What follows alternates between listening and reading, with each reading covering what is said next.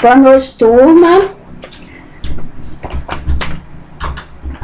Bom, na nossa aula de hoje, nós vamos falar sobre as características gerais dos vírus, para que na próxima aula nós possamos estudar um vírus específico. Bom, uma das características dos vírus é que os vírus, eles são acelulares, ou seja, eles não possuem célula.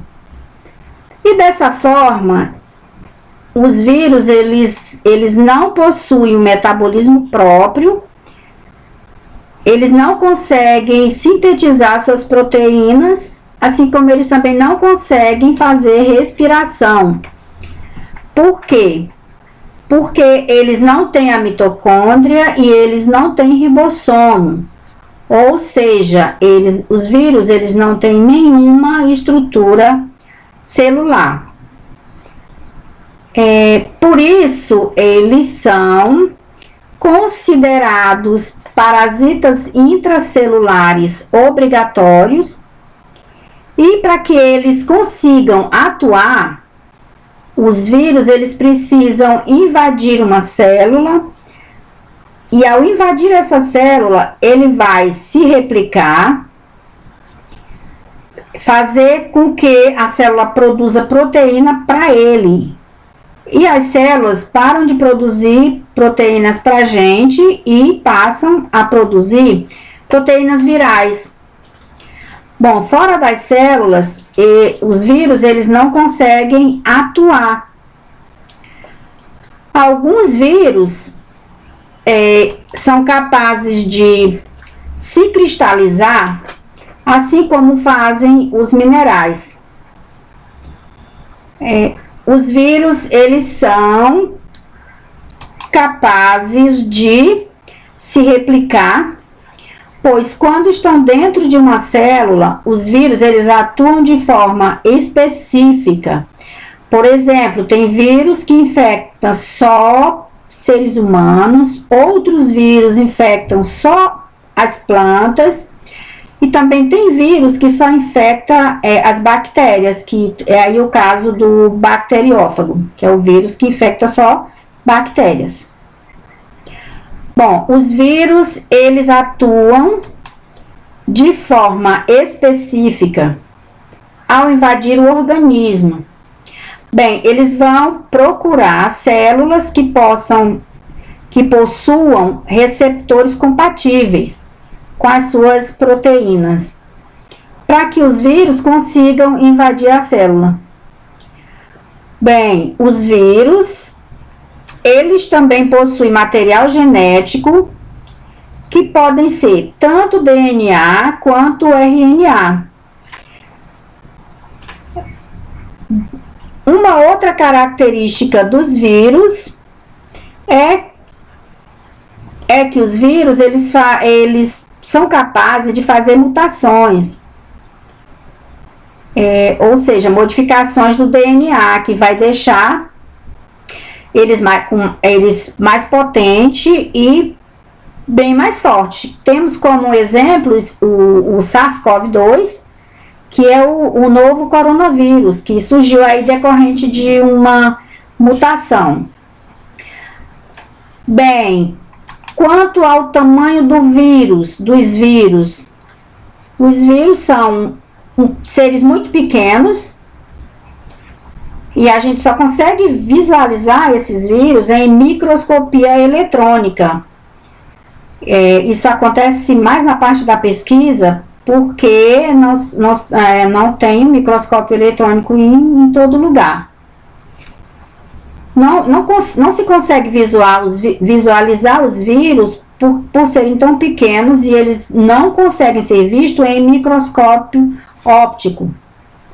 Os vírus, eles são seres tão pequenos, e eles são menores do que as bactérias e menores do que os fungos. Então, os vírus são seres vivos ou não? Bem, gente, não existe uma resposta concreta para essa pergunta. O que existe aí são duas linhas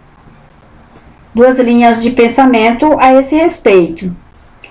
Alguns cientistas, eles consideram os vírus como seres vivos, mas tem outros cientistas que não consideram os vírus como seres vivos. Bom, os cientistas que consideram os vírus como seres vivos, eles dizem que são seres vivos por terem a capacidade de se replicar, por terem também material genético. Porém, os cientistas que não consideram os vírus como seres vivos, o que eles dizem é que os vírus não têm células. E baseado na teoria celular, que diz que todos os seres vivos são formados por célula. E já que os vírus não têm células, não têm nenhuma estrutura celular, nem metabolismo próprio, eles não os consideram como seres vivos.